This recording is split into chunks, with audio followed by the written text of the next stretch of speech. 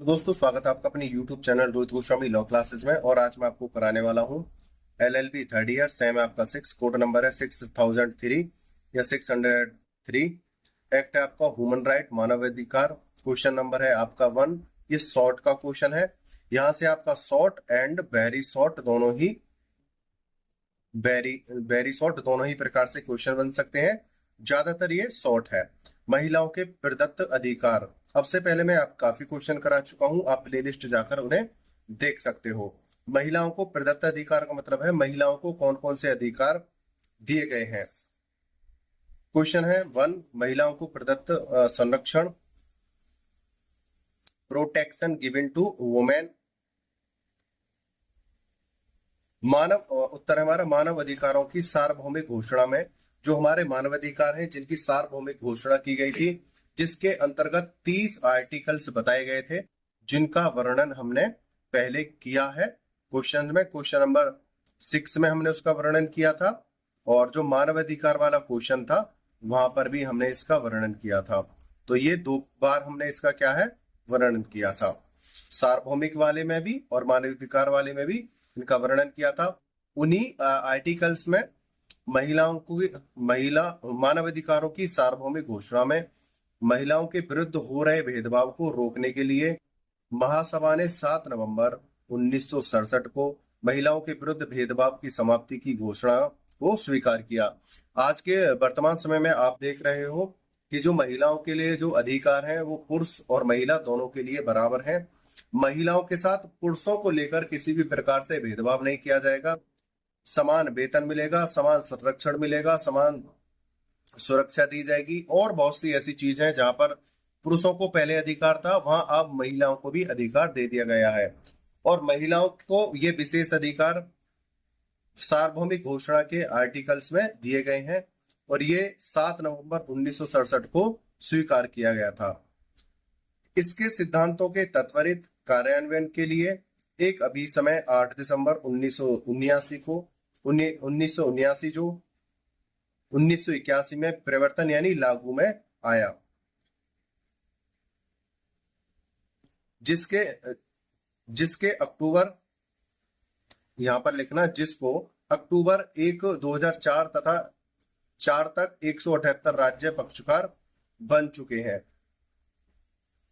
अब यहां पर क्या बात बोली है, ये 7 नवंबर को 1967 में इसे क्या करा था, स्वीकार किया था कि महिलाओं को और पुरुषों को समान अधिकार दिया जाए, महिलाओं के साथ किसी भी प्रकार का भेदभाव नहीं किया जाएगा।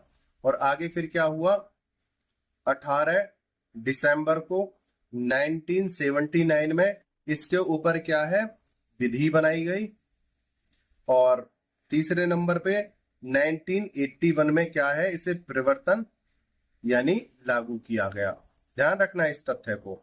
आगे चलते हैं, जिसमें जब ये विधि बनाई गई थी इसमें तब तक 178 राज्य इसमें क्या है शामिल हो चुके थे। किसमें, जो सार्वभौमिक घोषणा के लिए जो मानवाधिकारों के लिए जो संगठन था संयुक्त राष्ट्र है, उसमें अनुसमर्थन यानी समर्थन देने वाले राष्ट्रों की देशों की संख्या 178 हो गई थी। इसमें निम्नलिखित घोषणाएं की गई हैं। नंबर 1, पुरुष और महिलाओं में समानता के सिद्धांत को लागू करेंगे। दूसरा है, महिलाओं के विरुद्ध सभी प्रकार के भेदभाव को दूर करेंगे। महिलाओं के साथ जो भी भेदभाव हो रहे हैं उन सभी को समाप्त करेंगे तथा संरक्षण के आय करेंगे। यहां पर एक बाई मिस्टेक हो गया है, इसे सही करना। यहां पर है उपाय, ठीक है, तथा संरक्षण के उपाय करेंगे। तीसरा पॉइंट है, पुरुषों के साथ समान आधार पर महिलाओं के अधिकारों के विधिक संरक्षण की स्थापना करेंगे। जो अधिकार पुरुषों को दिए गए हैं उन्हीं अधिकारों के समान जो विधिक अधिकार होते हैं महिलाओं को संरक्षण दिए जाएंगे और उनमें समानता का भाव स्थापित किया जाएगा। 4 है, किसी व्यक्ति संगठन में महिलाओं के साथ भेदभाव को दूर करेंगे। कोई संगठन है या कोई संस्था है या कोई राजनीतिक पद है या सरकारी या प्रशासनिक या प्राइवेट कोई भी पद है, अगर महिला योग्य है तो उसे वहां से भेदभाव के आधार पर वंचित नहीं किया जाएगा, उस पद पर उसे पहुंचाया जाएगा। फिफ्थ है, ऐसे सभी राष्ट्रीय राष्ट्रीय दंड प्रावधानों का निरसन करेंगे जो महिलाओं के विरुद्ध भेदभाव फैलाते हैं। निरसन का मतलब होता है समाप्त करना, इसको लिख लेना आप।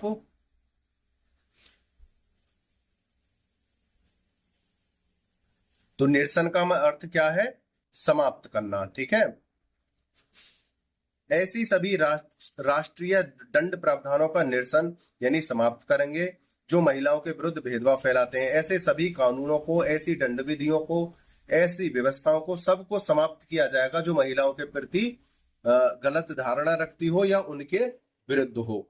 आगे देखते हैं, महिलाओं के विरुद्ध भेदभाव के किसी कार्य या अभ्यास में संलग्न होने से विरत रहेंगे। या महिलाओं के खिलाफ अगर कोई संस्था है या कोई कार्य है या कोई विधि है, वो उनके खिलाफ जाती है, महिलाओं के खिलाफ जाती है, तो उसका क्या करेंगे? उससे विरत रहेंगे, यानी कि दूर रहेंगे। ये क्वेश्चन था आपका क्वेश्चन नंबर 1। उम्मीद करता हूं आपको अच्छे से समझ में आया होगा, समझाने का प्रयास किया है।